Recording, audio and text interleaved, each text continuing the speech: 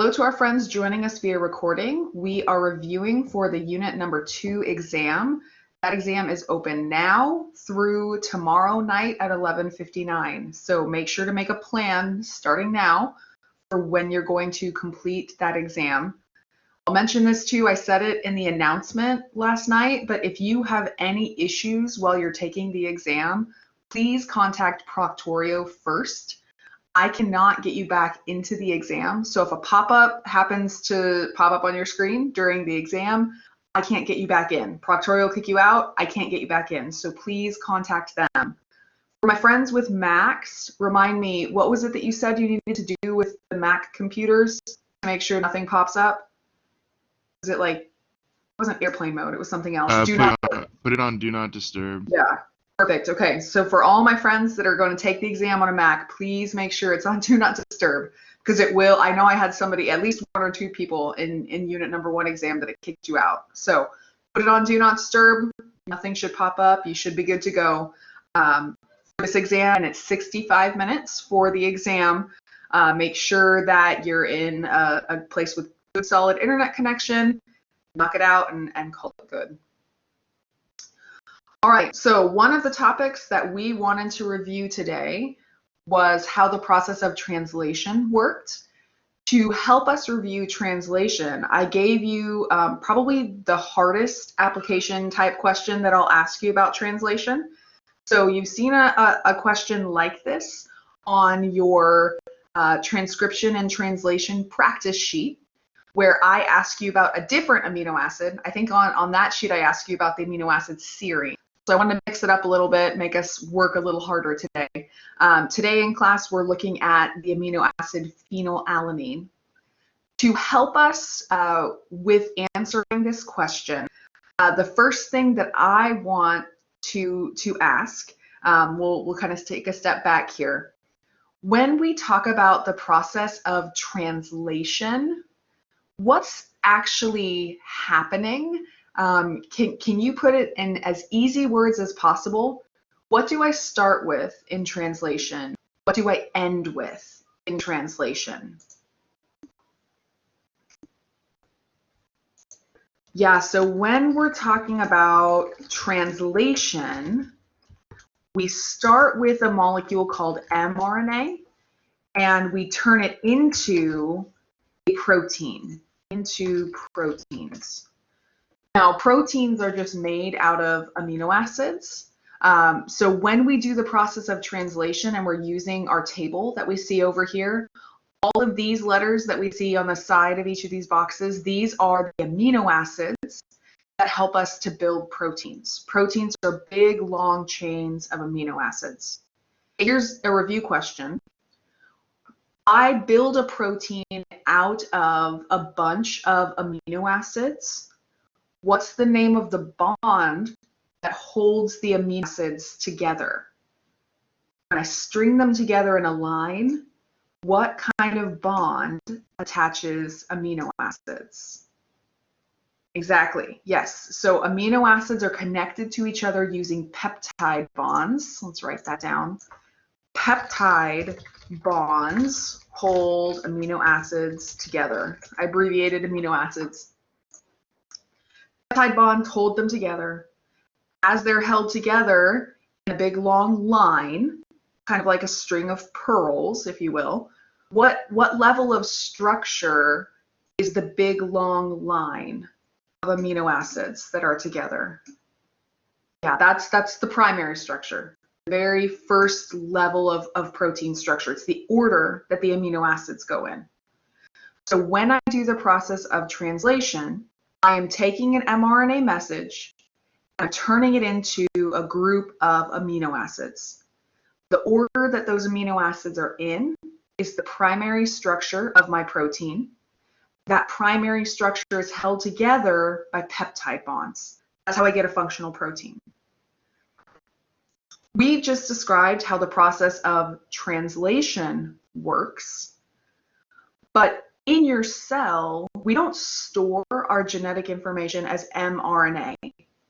What do we normally store our genetic information as? What do you normally have in your cell with genetic information?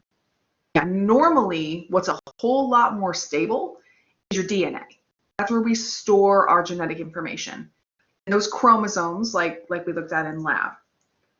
So if translation starts with mRNA, and that's not what we normally store in our cell, we have to do something before we can do translation.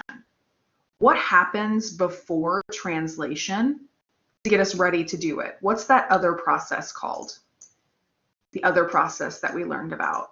Yeah, the other one is called transcription. And transcription is when we take the DNA that we keep in our cell and we turn it into mRNA. mRNA then can be used in translation to help us build a protein. And remember that proteins are just a group of amino acids that are all lined up together. We're using those peptide bonds to hold them together. Now, it's important for us to remember that because let's look closely at our question right here. My question asks, which DNA sequences would lead me to put phenylalanine, Phe, into my polypeptide chain? Here is a very important question, something that we have to make sure we know. When I look at the codons, a set of 3 letters on this table here in each of these boxes, is this DNA? These sequences that I see right here, is this a DNA sequence? Yeah, lots of us are chiming in the chat. What you see on this table is RNA sequences. We are seeing the mRNA that we talked about in translation. This question asked me for DNA. Again, I'm going to ask the same question again. Does this table have the DNA sequences then to answer this question? Yeah, this table doesn't have DNA. This table has RNA. So I'm being mean when I ask a question like this. I'm going to be honest here. I know I'm being tricky, right? I'm being mean or I'm being tricky. Your table shows you RNA. It shows you what we use in translation. We have to do something called reverse transcription. Reverse transcription, where I take my RNA sequence that's on the table here and I turn it into DNA because my question asked me for DNA. Okay, so I'm emphasizing this because every single semester when I ask these kinds of questions on this exam, students don't pay attention to what I'm asking for. Make sure when you hit this kind of question on the exam, make sure it's either asking for DNA or it's asking for RNA. Make sure you're giving me what I asked for. Okay, so check this out. I'm asking you for DNA sequences that would lead to phenylalanine. Since I'm asking for DNA sequences, which answers can I immediately rule out because I know they're not DNA? Which ones can I cross out right away? Yeah, so any of them that have U, any of them that have uracil.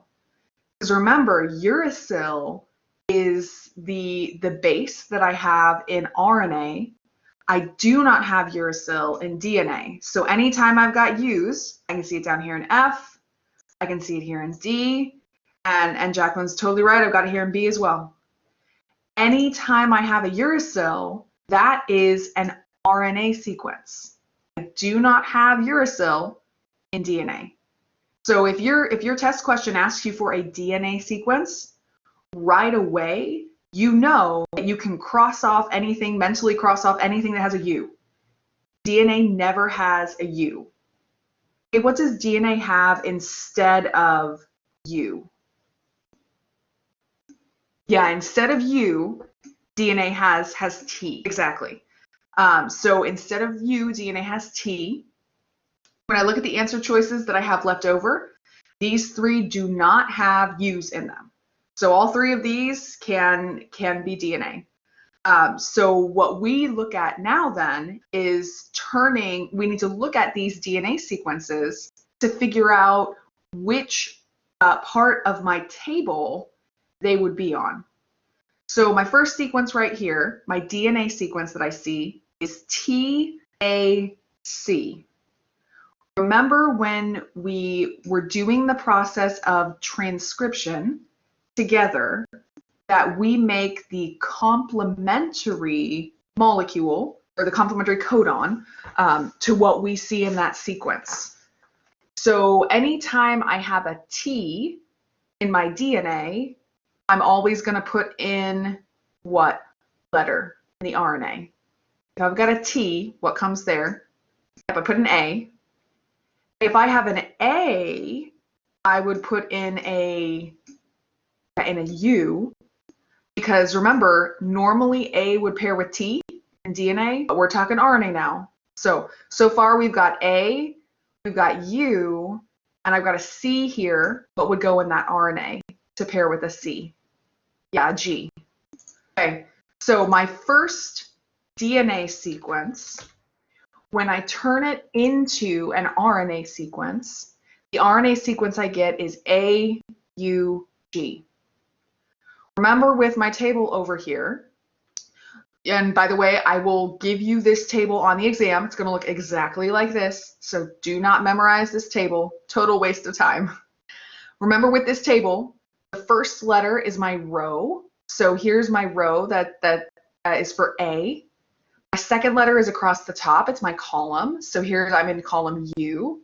So we're in this box here, A and U. If you want to look for the third letter over here, you can, or you can just look inside your box. The codon AUG is actually called the start codon. It's the thing that every single protein starts with. This is, I'm not making you memorize very many codons. This is the one codon I want you to memorize because every single protein starts with it. So AUG, like we figured out, would come from this DNA sequence. That leads me to put in the amino acid methionine. Not a trick question. Is the amino acid methionine phenylalanine? Is this right here, PHE? No, it's not. It is not. So we have eliminated answer choice A. A is out too. All right, let's go to our next choice right here. My DNA sequence is AAA. What would my RNA sequence be that comes from AAA? Yeah, a whole lot of U going on, right? U. That sounds like something my daughter would say when she's having a temper tantrum. U. So I've got my codon here for this DNA sequence, AAA, turn into U. I go back to my table here. U is my first row. U is my first column. U leads to phenylalanine. This would be a DNA sequence that leads to phenylalanine. This one would be correct. Let's go to my last answer option here. AAG. What do I turn this into when I make this RNA? Yeah, UUC. UUC. And when I use my table, does UUC lead to phenylalanine? It does. Yep, it does. Maybe I should have been a little bit trickier, right? And I should have made it to be UUA or UUG. So Jackie said that she loved the question. It kickstarted her brain, right? Or we made us realize we need more coffee. Yep. Jacqueline's like, don't make this any more tricky, right? Here's why we did this question together. Because I promise you, on the exam, you're going to have a question like this. Please read your questions carefully. Make sure it's asking you for a DNA sequence, or make sure it's asking you for an RNA sequence before you give me your answer. Let's do an informal poll here in my chat. How many of us in our groups picked these two answers? Did any of my groups pick these two answers? Maybe you all didn't. Group 1 did? Hey, that's totally fine. Yep, they did too. Yeah. This is why we did this question together, because I wanted to make sure that we caught how these questions are worded before we see it on the exam. Because every single semester I ask this same kind of question and very few students get it right. So read it slowly. We're looking for the DNA sequence. Yes, Hannah's like, it seemed too easy. Yeah, because it was. So please watch for that wording. I know that several of you mentioned you would like a piece of paper to help you with this activity. That is fine. What I need you to do is at the beginning of the test, hold up your piece of paper once the test pops up on your screen. Hold up your paper for me, show me the front side and the back side, show me that it's totally blank. At the end of your exam, before you click submit, please rip up that paper in front of the camera for me just so that I can see it's not floating around. So if you would like to use a piece of scratch paper, again, as soon as you load your exam, show me the front side and the back side. And before you click submit, rip it up on camera so I see that it's gone. I'm okay with that if you'd like to use that paper. Before we move on from transcription and translation, are there any other particular questions that you guys have about these things?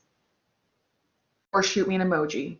How do we feel about transcription and translation?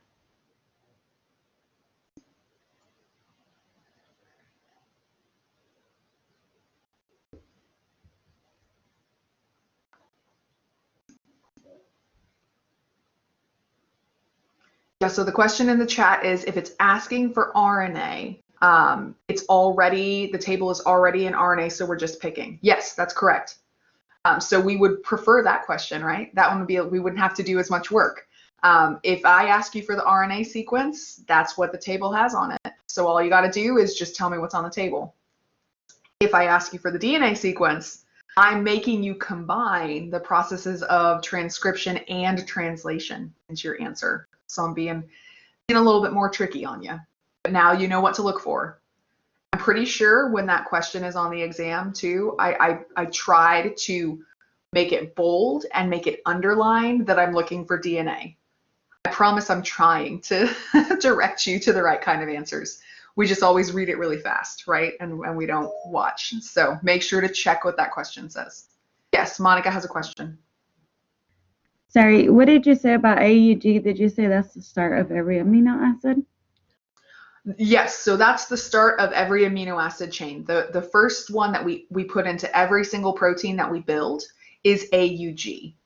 So the first, so a little bit outside the scope of our class, if you take biology 1 or 2, you'll talk about this, how sometimes when I make RNA, I put some extra letters at the beginning of my RNA message that aren't supposed to be translated into a protein. So what ribosomes actually do is they go through and they look at a whole bunch of junk letters, if you will.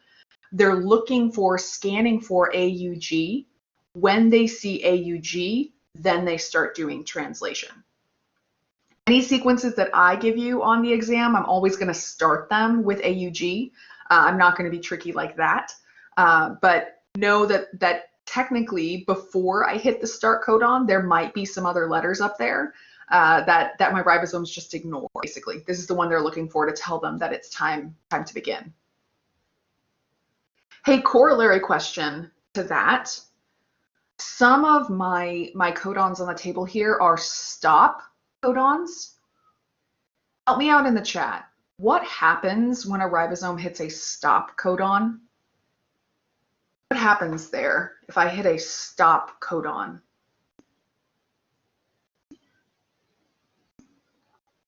Yeah, translation stops, right? Hannah said correctly that literally what happens at a stop codon is my ribosomes fall apart. Ribosomes are made of 2 pieces. They go through, they're reading your RNA. If the codon that they bump into is one of these stop codons, there's no tRNA molecules to help it read that message, and it literally will fall apart. So here's a reminder for us. If you're doing the process of translation, I am totally going to make up letters, so this is not going to be legit at all. Here, let me start with AUG, and then okay. I just made up a random sequence here. If I'm doing the process of translation, I do AUG. That's my start codon, right? We just talked about this one. Then I've got UGU. I look on my table, U, G, and U. That's a cysteine. My next one is UGA. Notice how I hit a stop codon right here. There's still some nucleotides after it, and there might be even more after it. But I hit a stop codon right here. My ribosome is going to ignore anything after that.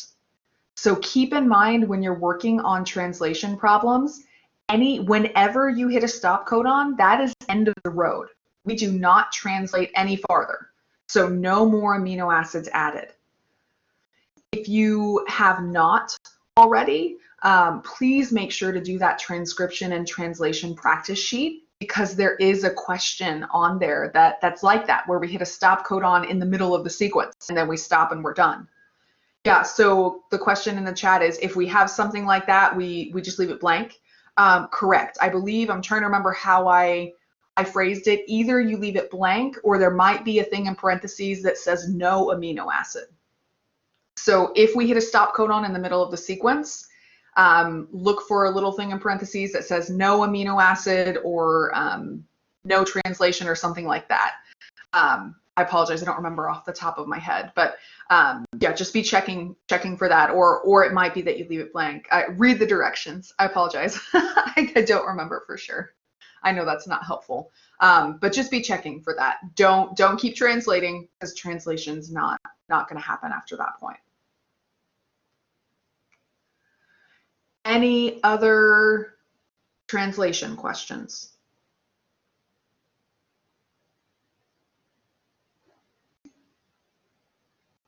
Yeah, the chart on the test is literally this exact same one. Yep, so it will not be new to you. It'll look exactly the same.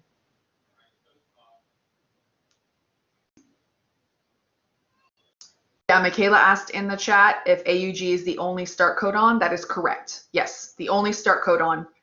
Oh, let's see if any of us remember. For something like leucine, for example, I've got more than one codon that leads to leucine. What is that word that I use to describe if there's more than one codon that leads to the same amino acid? Does anyone remember what that word was? It's a weird word. Yeah, so a couple of us are correct. Yep, the word that we see, and I'll type it here on the slide for my friends on the recording.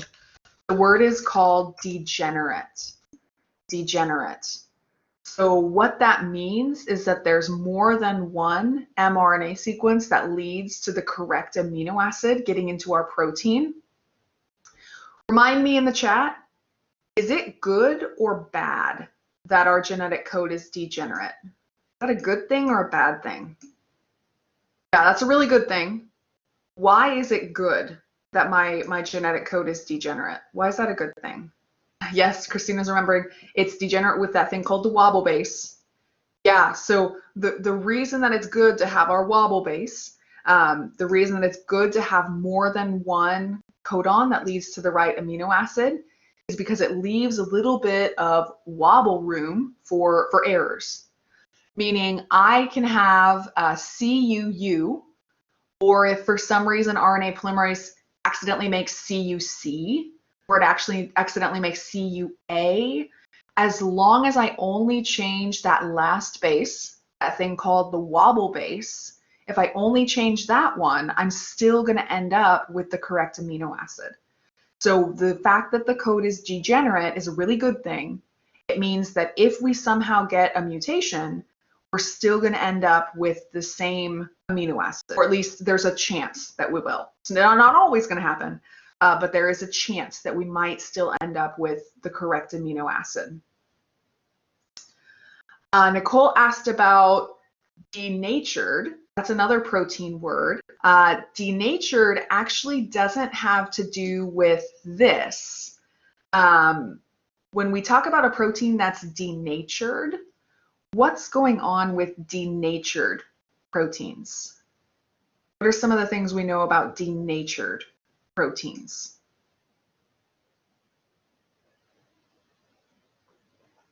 Or let me ask my question another way. What does the word denatured mean about a protein? Yeah, Christina got it. Yeah, when we talk about a denatured protein, the big thing with denatured is that it means a protein has permanently lost its 3D shape. Permanently lost its 3D shape. If I've lost my shape, so to Christina's question, if I've lost my shape, can I still do my job? If my anatomy's messed up, yeah, my physiology's messed up too. So denatured proteins, here let me share a whiteboard with you. We'll make a list about these guys. Okay, denatured proteins. Here's what we've said so far. We've said that they have lost their 3D shape. Oh, let me add a note to that. They've permanently lost it. It's not like they just changed their shape. It's like it's completely gone. Because their shape is completely gone, they can't do their job anymore. Because remember, our big idea of this class, function and structure. I was like, what is that word I used way back in lesson 1? Structure and function, they got to be tied together. So if I lose my 3D shape, I've lost my job as well. What are some of the things, do we remember, that can lead proteins to become denatured? How do my proteins get denatured?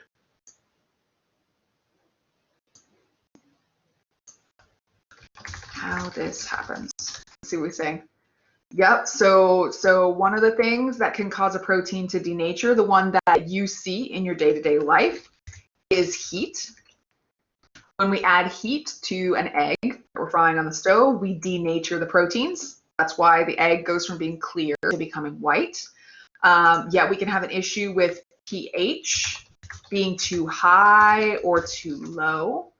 If my pH is too high or too low, if I'm too acidic or too basic, that can lead to my protein to completely lose its shape. Yeah, so when I have exposure to certain chemicals, those chemicals can again change the 3D shape. Or the other one, the scary one, is when we bump into other denatured proteins. We did a learning activity about when some proteins bump into other denatured proteins. What was the name of our protein that was denatured? Our infectious proteins, if you will, that like to infect others or change their shape? Yeah, exactly. So other denatured proteins that have the ability to mess with our proteins, those are called prions. Here is a wink, wink, nudge, nudge reminder that that information about Creutzfeldt-Jakob's disease, CJD, that is included on the exam. So remember how we did that learning activity? We watched the video about the woman who had CJD and we read more about that prion disease. That information is included on our exam. So make sure we review the human version of mad cow disease, basically. That's the easy way I like to refer to it. Now let me mention something here. Denatured proteins are proteins that have lost their 3D shape. What is the name for the 3D shape of a protein again?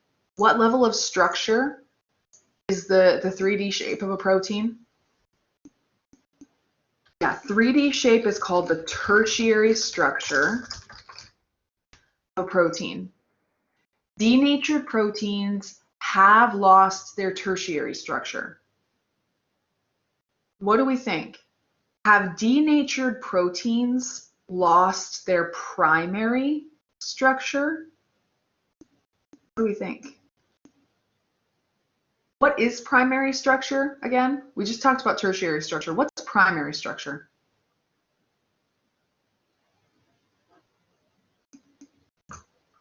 Yeah, primary structure is their amino acid sequence. Amino acid sequence. The basic order that they're found in. Absolutely. When we talk about the tertiary structure of my protein changing, that doesn't mean necessarily that my primary structure changed. And actually in denatured proteins, I don't necessarily have a change in my primary structure. If we're talking about a protein that got denatured because it bumped into somebody else might have an error in its sequence, but I started off normal. I started off doing my job. With these prion proteins, in general, if they formed because they bumped into a bad one, they probably had the right primary structure. In general, what causes these proteins to be misfolded, they started off right, they were in the right 3D shape, but then it got too hot. And they lost their 3D shape because it was too hot. Their sequence is right, they were doing their job, then it got too hot. So their primary sequence wasn't wrong. pH became too high or too low. The order of those amino acids didn't change.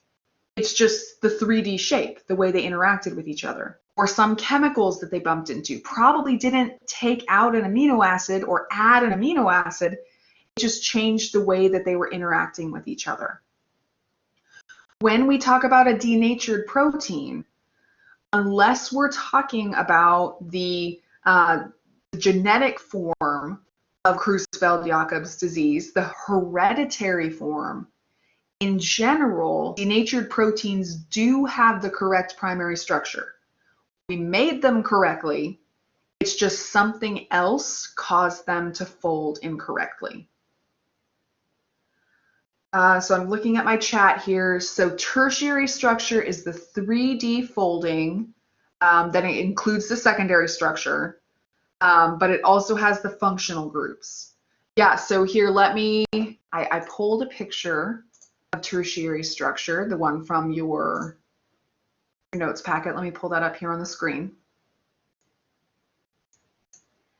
Here's the picture that we had from our notes when we were talking about protein tertiary structure.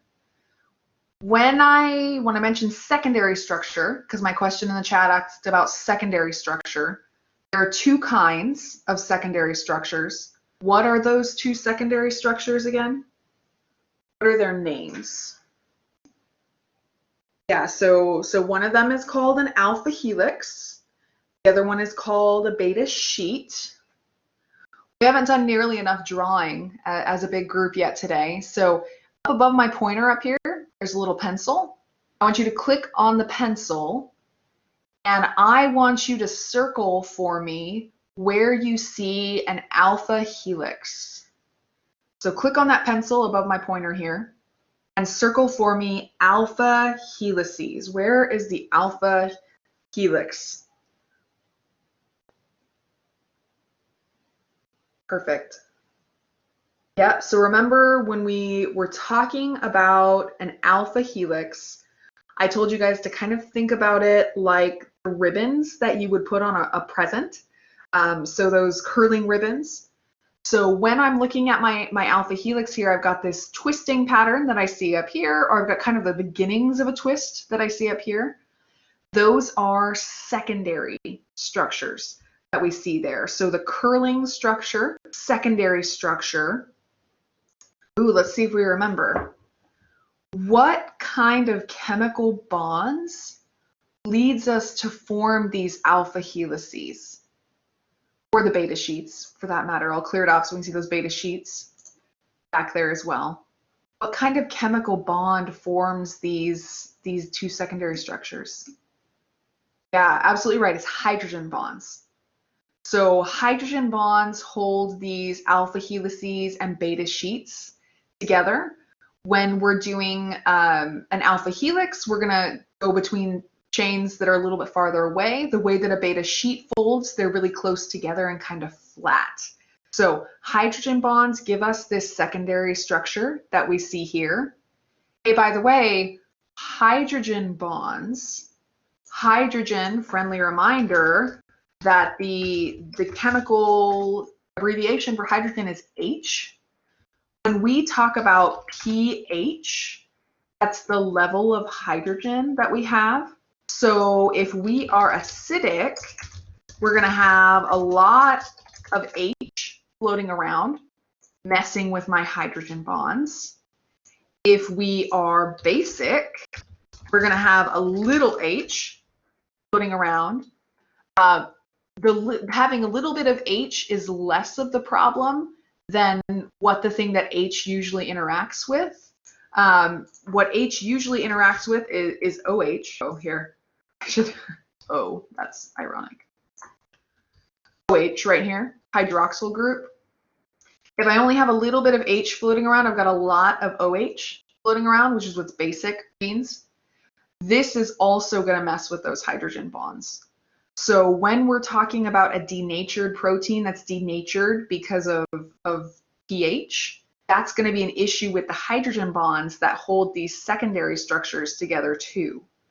So in a denatured protein, I'm going to lose my secondary structures. I'm going to lose my tertiary structure. We haven't really talked about quaternary structure, but what is quaternary structure again? What's quaternary structure?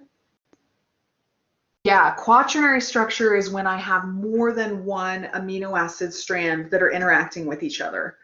So this particular protein just has one amino acid chain. Everything is attached. When you look in your notes at what the hemoglobin protein looks like, though, if I put more than one of these proteins together in a big functional group, that would be quaternary structure. So quaternary structure includes more than one of these chains. If I mess up my tertiary structure, my 3D shape like this, I'm definitely going to mess up my quaternary structure when I try to fit more than one of these puzzle pieces together. That's my problem with sickle cell anemia. Let me pull up that picture. The problem with sickle cell anemia, oh, did I not pull that? I may not have pulled that picture for you. So you might have to look in your notes. The deal with sickle cell anemia is that I shape one of those proteins wrong. One of the protein that I shape wrong is something called the alpha subunit. It's a whole protein like this, but I mess up one part of it. So inside here, I messed up one part of it. Now the whole thing is shaped funky. When I go to put more than one piece together, I can't fit them together correctly. And now instead of being a nice circular protein, I end up with a hemoglobin protein that's a little bit oblong in shape. And you get those red blood cells that are really stretched out because all of their hemoglobin proteins arrange in a line, not in nice little individual circles. So that's sickle cell anemia. Somebody had mentioned a question about that. In sickle cell anemia, problems start at the first level. Problems start at primary structure. As I trade out some of my amino acids for each other, I go from having something that's okay with water to something that can't stand water. And that gives me trouble with the rest of my levels of structure. That's an issue with the process of transcription and translation.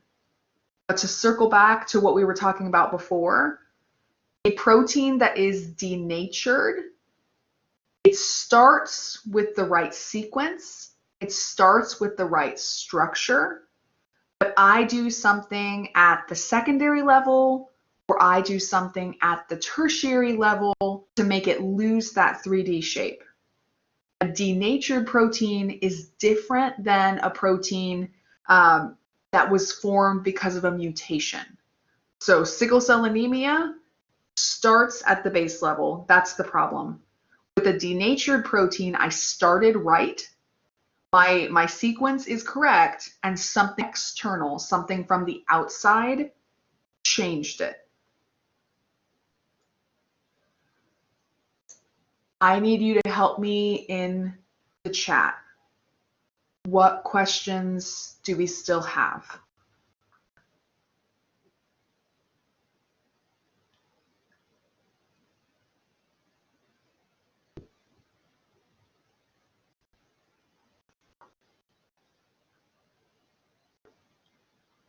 Or shoot me an emoji. How are we currently feeling?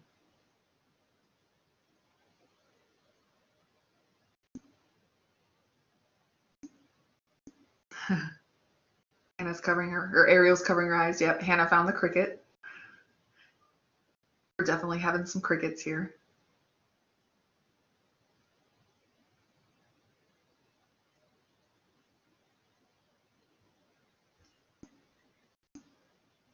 Oh, there you go. That's true. We can reinvent it. It's the lucky cricket from Mulan. Oh, Monica's feeling pain. I'm sorry, Monica.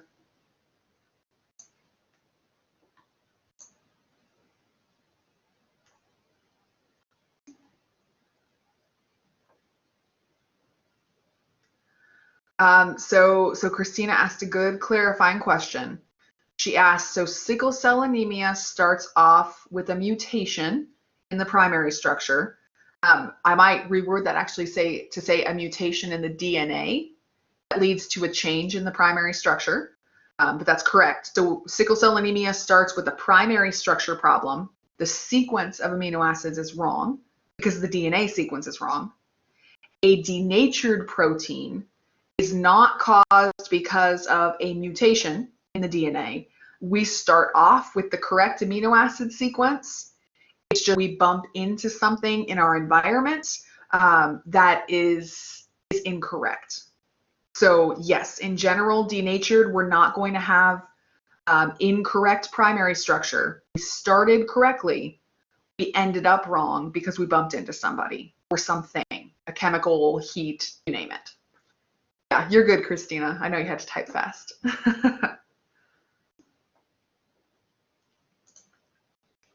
My typing is hit or miss too, so it's all good.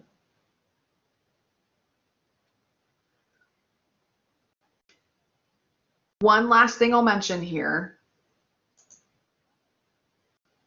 Here is a picture of an amino acid. Remember that amino acids have 3 parts to them. We've got the amine group, we've got the acid group, and then we've got what's labeled here as R. R is the functional group. When I talk about the part of an amino acid that's most important in determining the 3D shape of a protein, the tertiary structure of the protein, which of these parts is most important for that tertiary structure, that 3D shape? Yeah, it's that R group, right? It's that functional group. So the functional group is the part of the amino acid that's the most different when I look at amino acids. This is the way that we called it. We called it the personality type of my amino acid.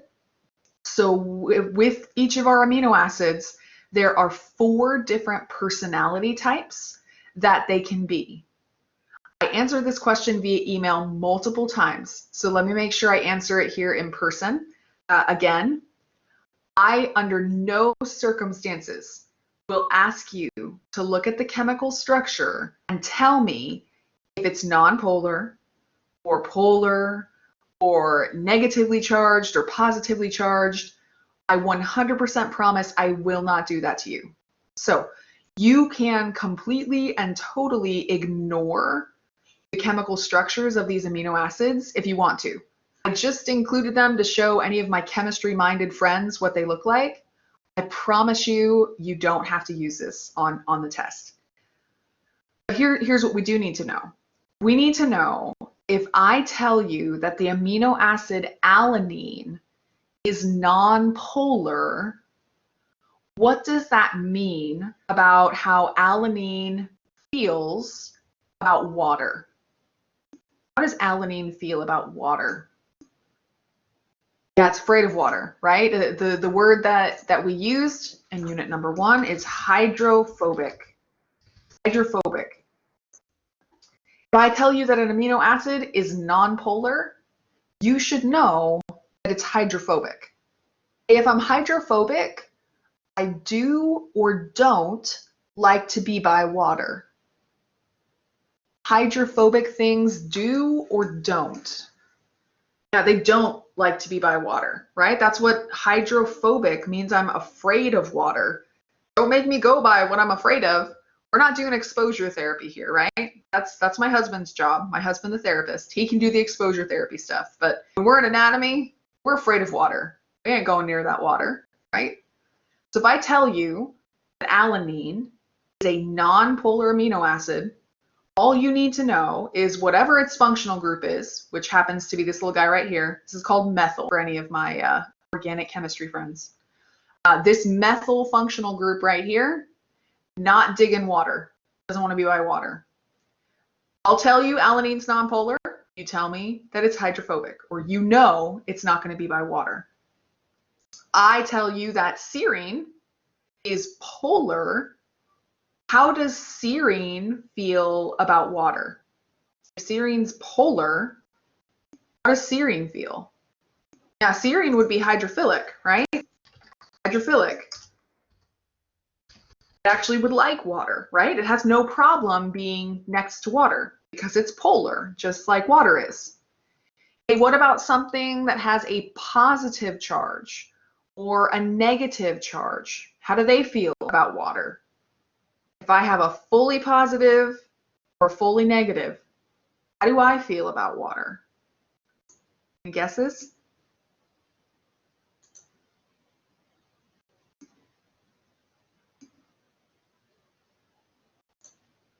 Yeah, so we're a little on the fence about this one.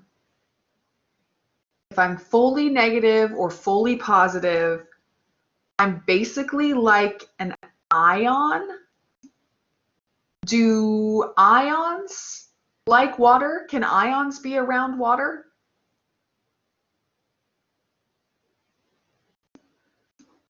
Yeah, so we're thinking about ionic bonds. This is a great reminder for us here. In the chat, we're thinking about ionic bonds here. When we talked about ionic bonds do fall apart in water. They do fall apart in water. Remind me, why do they fall apart in water? What makes them fall apart in water? Yeah, they're weak bonds, right? The atoms are not actually connected to each other. The thing we said, the basis of an ionic bond was that opposites attract. Remember that terminology? Opposites attract. So in an ionic bond, somebody's positive, somebody is negative.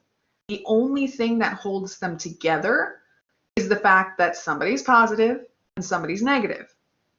So that means when I put you in water, water has dipoles, partial positives and partial negatives.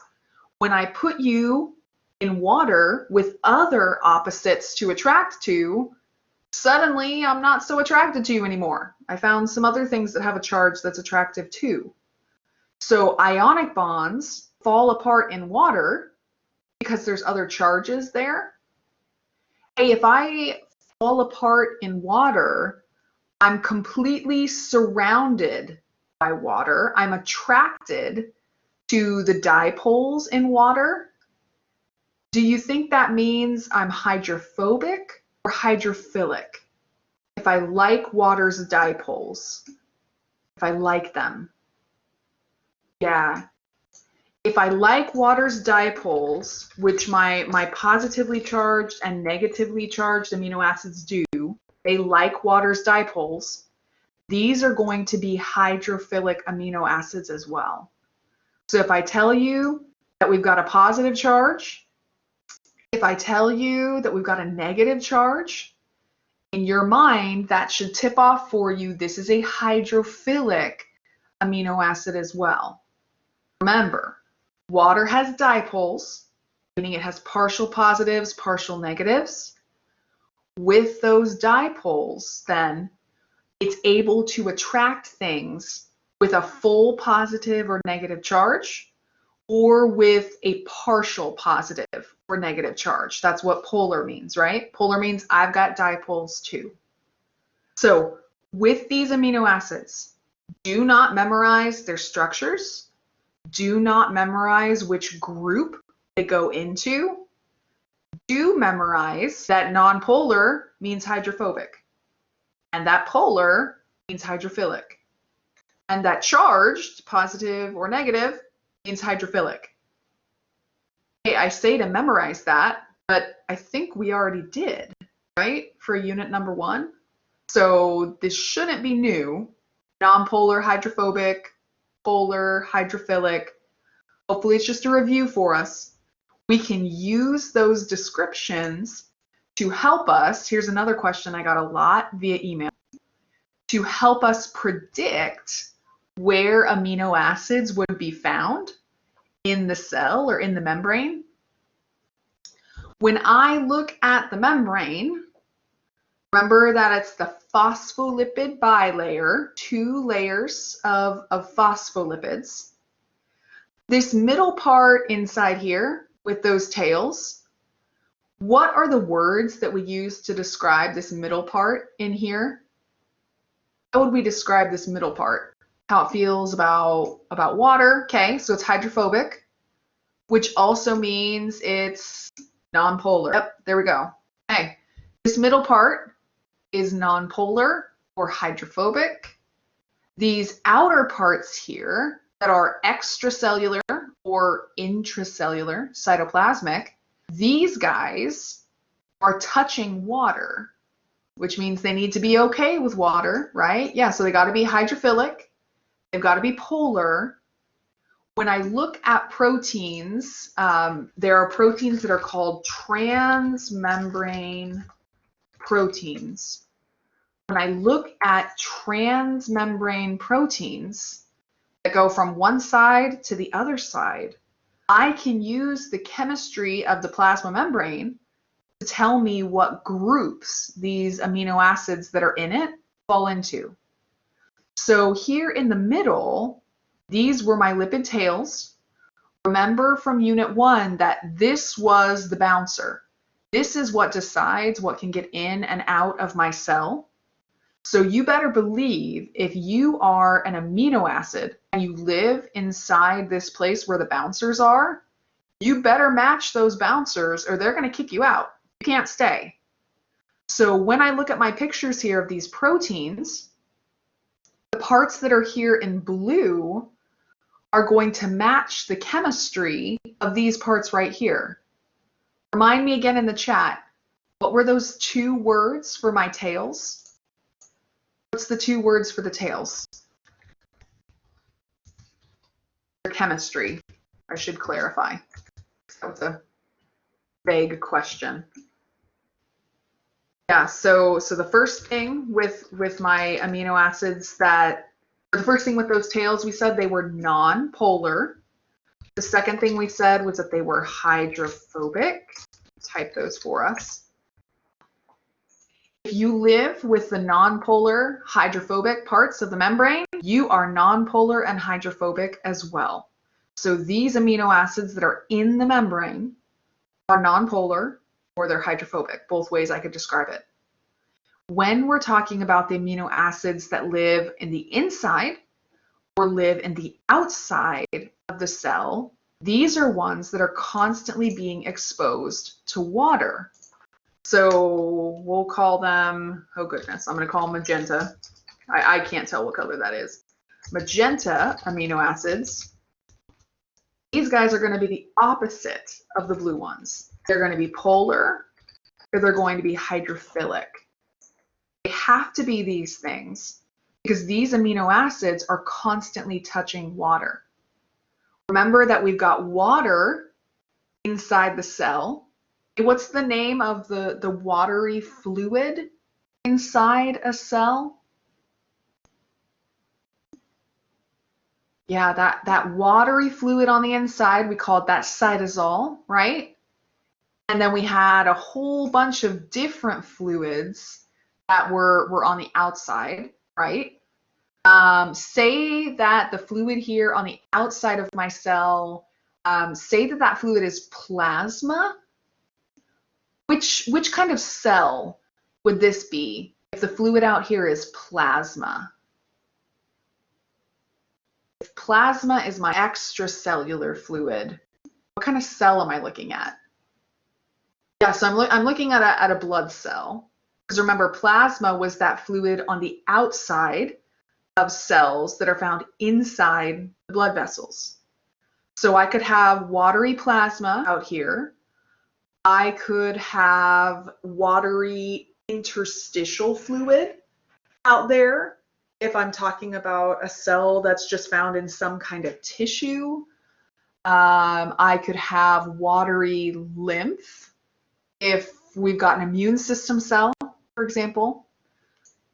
Big picture takeaway, though, is outside the cell, there's water. Inside the cell, there's water. And in the middle of the membrane, there is no water. Oops, no water.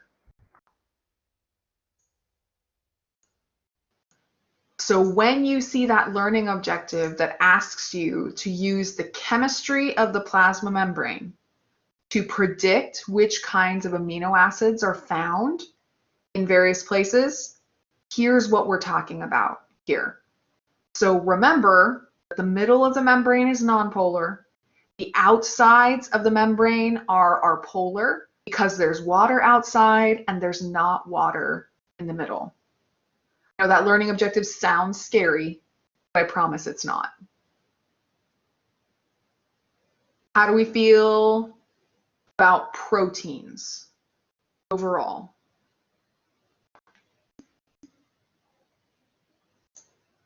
Or any last minute questions we have about proteins? Or is it two ways?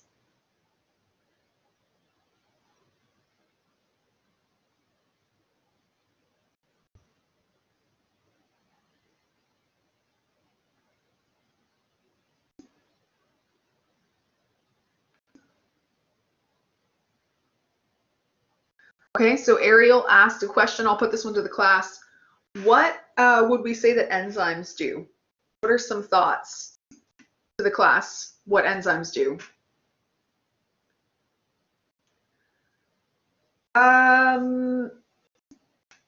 Enzymes don't typically act as a messenger tyranny. I have proteins that are on the outside of the membrane that listen for messages. Yeah, the big thing that we think of with enzymes is that they're really important for chemical reactions. So enzymes make chemical reactions happen more quickly in your body than they would on their own. So if we didn't have any enzymes, the kinds of things that we need to do, like breaking down glucose to make ATP, if I had no enzymes to do that and it just had to happen on its own, it would take way too long and I wouldn't make enough energy. So the big thing with enzymes is that they perform those chemical reactions. They break stuff down or they build stuff much more quickly than it would do on its own. I know I had some questions via email too about the difference between the cytoskeleton and membrane proteins. Big thing to keep in mind between those two things is that the cytoskeleton is inside the cell and the membrane proteins are like these ones that we see here that go from the inside to the outside. So these membrane proteins would allow us to communicate with other cells, or they would allow us to attach to other cells. The cytoskeleton is on the inside of the cell, so it's going to keep the cell in its shape. It's going to help us to move things inside the cell, but it's entirely inside. So it's not going to be great at communicating or interacting with other cells because it's all inside the cell. So that's a note from, I think, lesson number 5 about the different jobs that proteins do.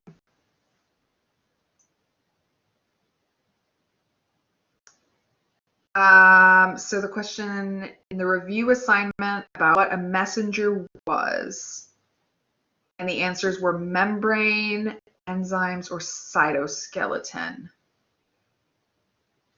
Yeah, so I'd have to look at the question more specifically. So maybe after class is done, I can pull it up and look at it in particular. When we're talking about messengers, yeah, I would say the best answer for that should be membrane. But I can look into that after class. So if you stick around, I can pull it up and we can see for sure. Yeah.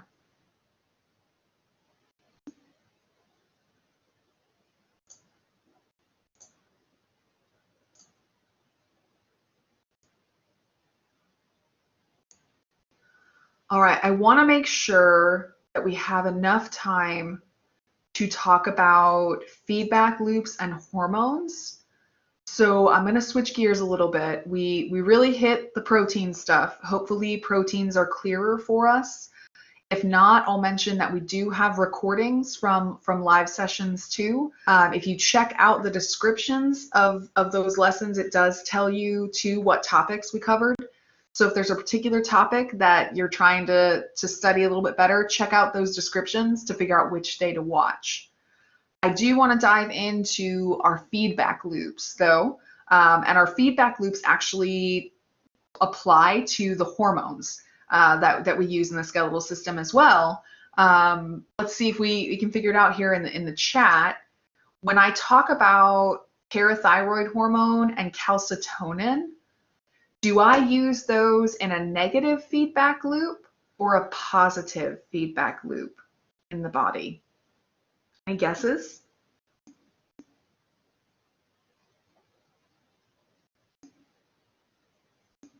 Yeah, so we're a little hesitant, but we're mostly correct. When I talk about the hormones that I use in the body with blood calcium, they are an example of a negative feedback loop. A negative feedback loop. When we talk about a negative feedback loop, let's start with our bottom statements here.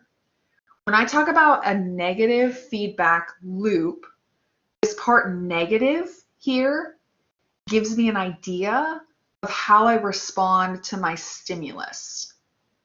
When we have a negative feedback loop, do I do the opposite or the same as the stimulus if it's a negative feedback loop? Yeah, a negative feedback loop is going to do the opposite of what the stimulus is. So a negative feedback loop, I have something happen in the body. That's what a stimulus is. Something happens. So we talked about things like body temperature, for example, or blood calcium. My temperature gets too hot, my calcium gets too low, I'm going to do something that makes the opposite happen. So if I'm too hot, I'm going to do something that makes me cool off. If my blood calcium is too low, I'm going to do something that makes it go higher. So the effect of my effectors, what I do in response to the stimulus, is the opposite when I'm talking about a negative feedback loop. So that should help me then to answer the next one, right? If I'm doing the same thing as my stimulus, that's what happens in a positive feedback loop. In positive feedback loops, I get a stimulus. For example, my blood starts to clot. I had a blood vessel that got torn. My blood starts to clot. I want to do the same thing. I want to clot my blood a little bit more, and a little bit more, and a little bit more. Something happens, I have a stimulus, and I keep doing the same thing. In positive feedback loops, we keep doing the same thing, at least for a while, right? When we look at our two statements down here, when I talk about a positive feedback loop, a good way to consider those is their job is to kind of make a new normal. See, we have this thing called the set point. The set point is the normal condition that your body exists in. So we talked a lot about the set point when we talked about body temperature. What is the normal set point that we say in medicine? What's the set point for body temperature? Does anyone remember what that number is? Yep, so we're at 37 degrees Celsius or 98.6 degrees Fahrenheit. That's my set point for body temperature. We have the set point for blood calcium, which I told you guys to not memorize because you don't have to. It's 9 to 11 milligrams per 100 mils.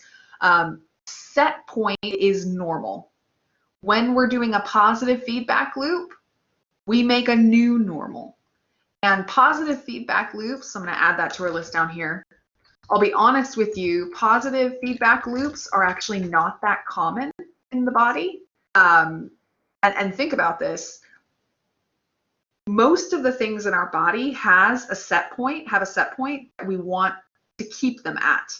Whether it's your body temperature, whether it's your blood calcium level, whether it's your blood sugar level. We don't want to make a new normal for that because your body is fine-tuned to live at the set point. So positive feedback loops, it's things like you saw in the guided lesson for blood clotting. It's also things like the process of childbirth. So in the process of childbirth, the baby drops and puts pressure on the uterus, which sends a message up to the brain to contract the uterus. So the uterus contracts and presses the baby down farther. So the process of childbirth, we have a stimulus, which is the uterus stretching, which causes us to press the uterus more and push. So we make a new normal where the uterus is contracting, but we only do it for a while, right? I know childbirth feels like it goes on forever, right? For some people it does. But we do a new normal for a while, that new normal being we're contracting the uterus, or that new normal being we're doing blood clotting. We don't want to blood clot forever. We only want to do it for a short period of time. We do want to clot the blood so you don't bleed out. So with a positive feedback loop, we make some new normal. This new normal is something that the same thing that the stimulus did. So the stimulus was the baby pressing down. Okay, let's press that baby some more. Compared to a negative feedback loop, when we talk about body temperature, my temperature is way too high. I don't want to keep making my body hotter, right? If my body temperature is already at 100, and I probably don't want to make it go higher unless I'm sick, right? And then I'd use that for a short period of time to have a fever. I'm always going to do the opposite to cool me back down. My goal is always to get back to my original set point. Yeah, Jackie is absolutely right. So one of the questions you had, it was an application question in your lesson about feedback loops. It asked, why might it be a bad thing to regulate body temperature with a positive feedback loop? Because we would raise our temperature higher and higher and higher until we got to the point that we damaged our organs. Hey, check this out, correlation here. What happens to things that get really, really hot? Things like proteins. What happens to proteins when they get too hot? Exactly, they become denatured. That's why it's a bad plan for us to regulate body temperature with a positive feedback loop. If you start to get hot and your body makes you hotter and hotter and hotter, we're going to denature our proteins and then our organs aren't going to do their job. And that is bad news for you because we need our organs to all be functioning using those proteins, those enzymes that make things happen.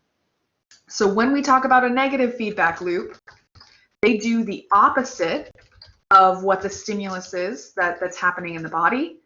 Their goal is to try to get us back to normal as soon as possible. We want to get back to our normal temperature. We want to get back to our normal blood sugar.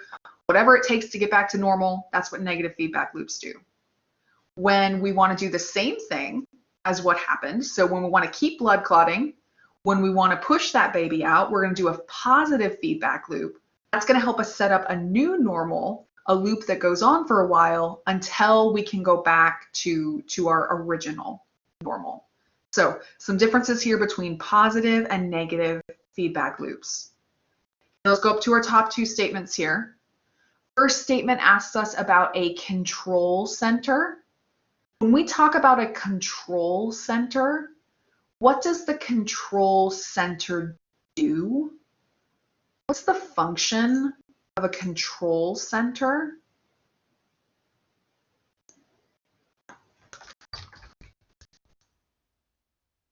Yeah, so Christina said control centers help us with processing. I like that. Process the information. Or we could even add a note to that, processing the information and predicting the correct response. Processing and predicting, these are words that are going to be really important as we move into lesson number 10 in lecture. We can summarize those words into saying that our control center does something called integration, where you take information and you process it to figure out what the best response is. When I talk about negative feedback loops and positive feedback loops, who has control centers?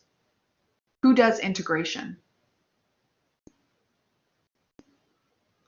Yeah, a few of us are chiming into the chat. We're absolutely right. Both of these types of loops do have control centers. Both of them have to do the process of integration. That's actually a good thing, by the way, because in a negative feedback loop, I process my information and predict that I should do the opposite of my stimulus. In a positive feedback loop, I process that information and predict that I should do the same thing as the stimulus. So my control center helps me to know how I should be responding. Or if you think back to the example of thermoregulation, the way that we regulate our body temperature, that really comes down to what my control center says should be happening. Because remember, in the process of regulating body temperature, we use the same effector for it. We change what's going on with our blood vessels, whether we're too hot or too cold. But I don't do the same thing when I'm too hot as I do when I'm too cold. My control center helps me to do what I need to do to respond correctly. So both of my types of feedback loops are going to have a control center. Hey, when we talk about effectors, how would you describe the function of an effector? What do effectors do? What's their job?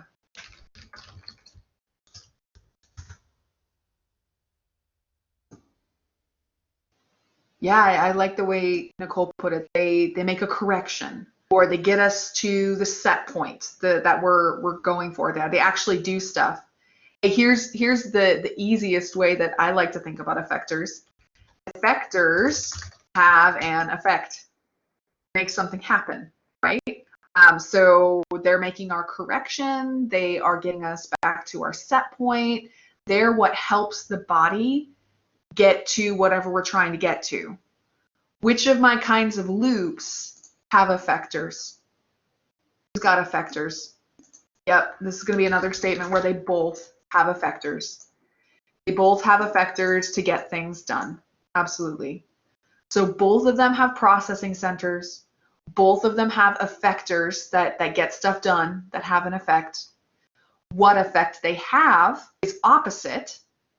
So either the same or opposite of what originally happened. And what their goal is different from each other as well. Either getting back to where we started or making a new normal for a while. Those are some of my major differences between negative and positive feedback loops. Thumbs up, thumbs down, questions.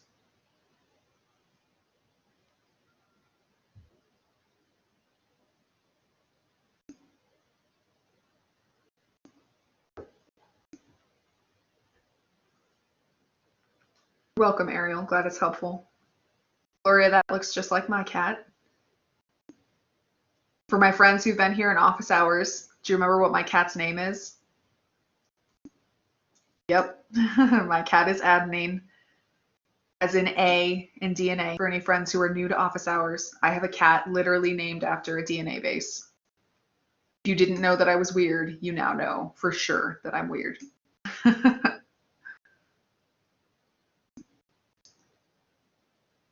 Okay, so let's use our last little bit of time here to work on those hormones. The hormones are the death of us, right? But we will get it down, and I'll mention too that as we're going through this hormone stuff, if this gives you a lot of trouble, we did cover this pretty in depth in our second session last week. So try to check that out too. If we get to the end of this and you feel like I didn't answer your question, check that out. Okay, first thing we want to know about our hormones is where they're made. One of these hormones, it's really easy to figure out where it's made. When we talk about parathyroid hormone, where is parathyroid hormone made? Not a trick question, I promise. Yeah, exactly right, Christina. Parathyroid hormone is made in the parathyroid glands. So parathyroid hormone, I'm going to start abbreviating it PTH. That's just way too much typing. Parathyroid hormone, PTH, that's made by the parathyroid gland. The parathyroid gland, I guess technically here, let's be more accurate. We actually have 4 of them. So we're going to make it parathyroid glands. They are embedded inside of the thyroid gland. The thyroid gland makes which hormone? What's the thyroid gland making? Yeah, thyroid gland is making calcitonin. Calcitonin. Now, when we talked about these hormones in class last week, we kind of built for ourselves a circle of life. So I'm going to rebuild it for my friends who were in class last week. Bear with me. So I'm going to review some stuff that we did before. When we were talking last week, we said that in the body, there are 2 places where you can find bone, or blood, excuse me. I forget this. I'm done. There are 2 places you can find calcium. I just said those 2 places, right? We can find calcium either stored inside the bones of the body, or we can find calcium inside your bloodstream. We always want to make sure that there's the same amount of calcium in your bloodstream, because that calcium is really important for muscle contraction. It's really important for the way that neurons talk to each other. So this level of calcium in the bloodstream needs to stay pretty constant. If the amount of calcium in my bloodstream is too low, I will actually steal that calcium from my bone. My bone just stores calcium. That it's not doing anything in the bone, it's just storing it. So if my blood calcium gets low, so let me make a note here for ourselves. When blood level is low, when my blood calcium level is low, I don't have enough here, I'm going to steal it from the bone tissue. I'm going to break down bone to release that calcium to make the calcium in my bloodstream go up. That's perfect. I've got what I need. Say we just drank a bunch of milk and we took a calcium supplement and all of a sudden our calcium in the blood is really high. If I have extra calcium in the bloodstream, I'm going to put that back into bone tissue. So let's add another arrow here. When my blood calcium is high, when blood level is high, when my blood calcium is high, I'm going to put it into bone tissue. I'm going to build new bone tissue. So as you're studying these hormones, make sure to keep this in mind, that there are 2 places in the body where we've got calcium.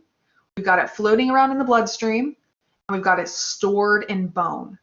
To keep it constant in my bloodstream, I'm either going to build bone or I'm going to break down bone. That's where these hormones come into play. So help me out in the chat. When my blood calcium level is low, when I don't have enough in my bloodstream, which hormone am I going to spit out to try to get more calcium into my bloodstream? Which hormone do I use when I don't have enough? Yeah, I'm going to use that parathyroid hormone. I'm going to use that parathyroid hormone. That's absolutely right.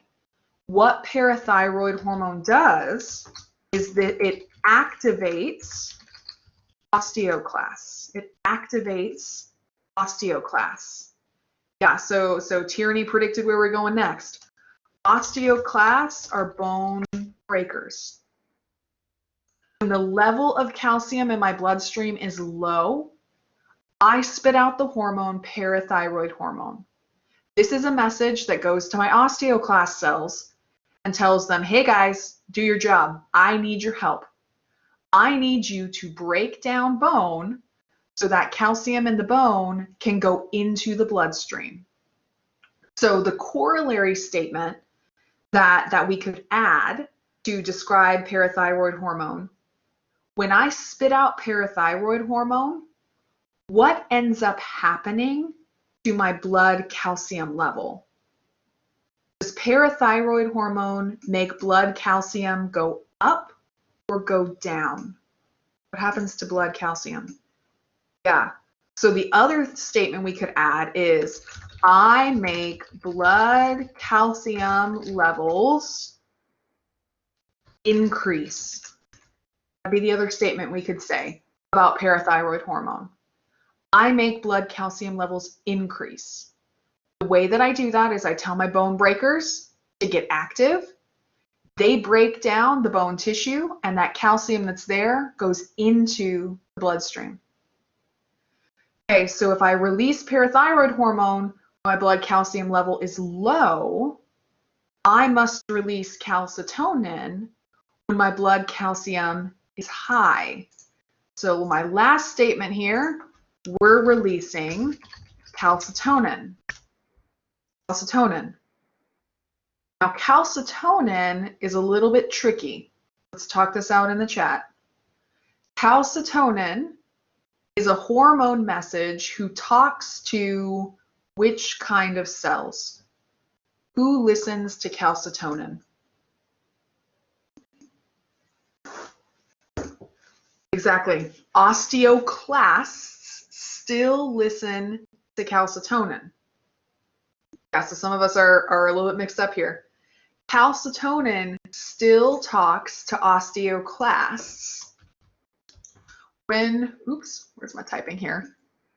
When calcitonin talks to the osteoclasts, it slows them down. So it deactivates osteoclasts. Calcitonin deactivates osteoclasts.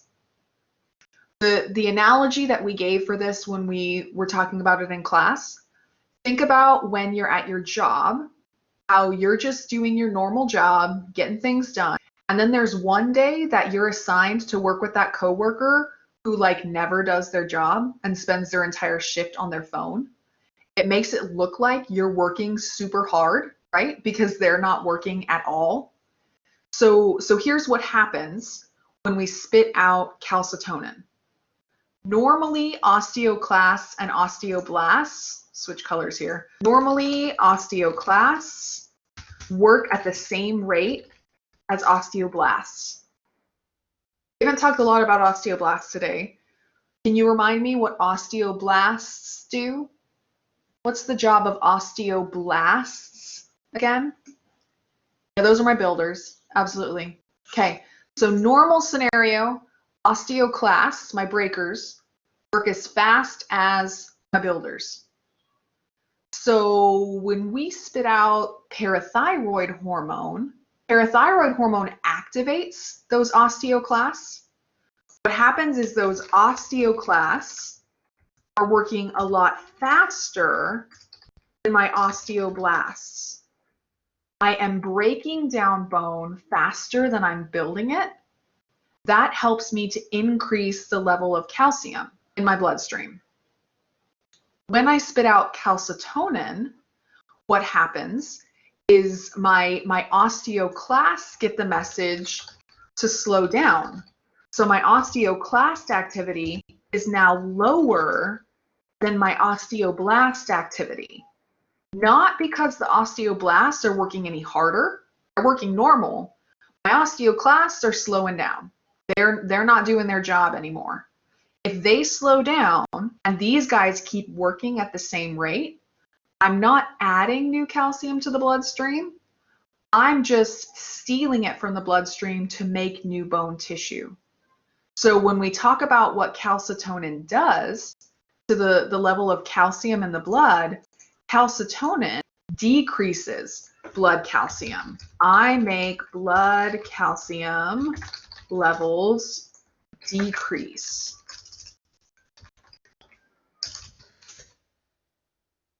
The way that calcitonin makes blood calcium decrease is by telling the osteoclasts to slow down.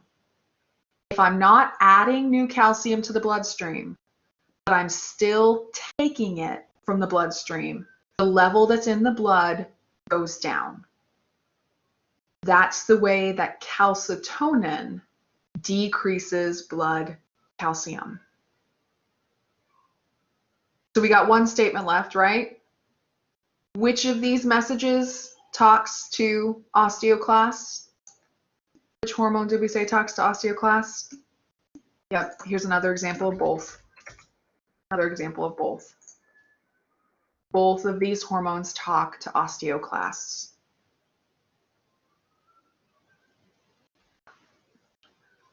I know I just talked a lot.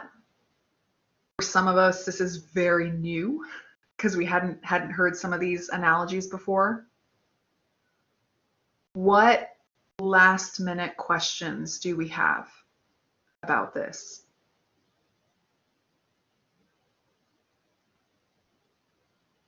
Or shoot me an emoji. How are we feeling now? Now that we've talked about some of these things.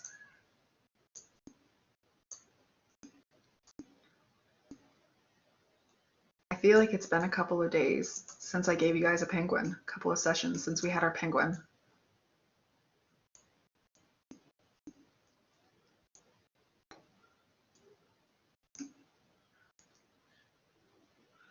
Okay, so Nicole has a question about the effect of which one in particular on the kidneys. Do you remember which one it was asking about on the kidneys? Parathyroid hormone. Yeah, so it has to do with how much we are absorbing the calcium.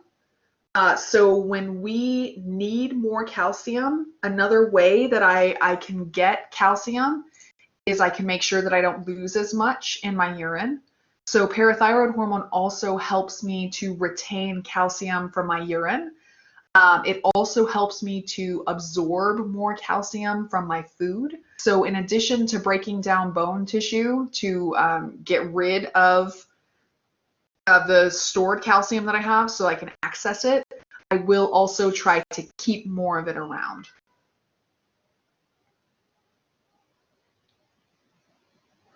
Yeah, so there's your little penguin. He's gonna wish you good luck. Good luck from our penguin here. I will mention here in closing that Elise has another review session for the exam today too. So if you want to have one more chance to review stuff, I think I was hearing 12:30, is that right? For supplemental instruction for SI. So you can access that through the Start Here area. There's a link that will take you to that review session too. I am going to have open office hours where I am guaranteed to be by my computer today from 5 to 6:30 and tomorrow from 11 to 1. So I mentioned those times to say that might not be a bad time to try to take the exam in case something goes really south and you have major computer problems. I would be there to help you out. So consider those times or stop by with questions that you might have. Okay, so Tierney is correcting me. It's actually at noon today. So 20 minutes if you want to review with Elise. Like I said, there's that link in Start Here for that review session. Yeah, Jacqueline, you're right. As soon as you finish that exam, the unit number 3 will open up for you. And I would recommend diving in as soon as you've taken a short mental break, go ahead and get started on lesson number 9. It's a longer one. So Kai, I know we talked a little bit about why fingerprints don't change in one of our sessions. Can my friends here in class help me out in the chat? Why don't fingerprints change? What did we end up deciding makes it so that fingerprints don't change?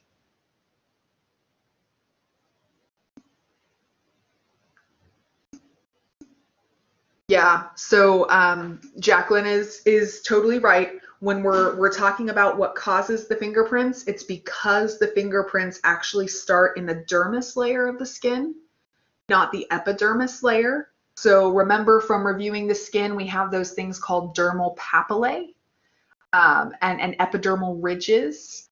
It's the shape of the dermal papillae that leads to forming those fingerprints. So because it starts in the dermis, not the epidermis falls off all the time. The dermis does not fall off. That's why we have those permanent fingerprints. Yeah, that's perfect. Tierney put in the chat for you a link to the landing page for SI. So yeah, feel free to click on that. You can pull it up because it has a little area for you that gives you a direct link into her session. So definitely consider that. Let me see if I can, I'm going to try to, well, see if I can paste it onto the slide as well. Let's see. Ooh, I can. Cool. Except that's totally not helpful because it's not a hyperlink. Yeah. So what I'll say is either try to catch it in the chat, or if you go to the Start Here area, there's the big long link to her landing page though.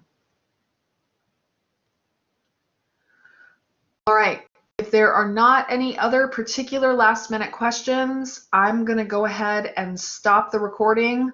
I'll stick around for a couple more minutes in the chat if you have any last minute questions. Otherwise, good luck with that exam. Feel free to stop by during my office hours tonight, 5 to 6:30, or tomorrow, 11 to 1, with any questions that you have. Otherwise, I hope to see a bunch of you on Wednesday. We will start talking about this week's lab. So good luck on that exam, everyone.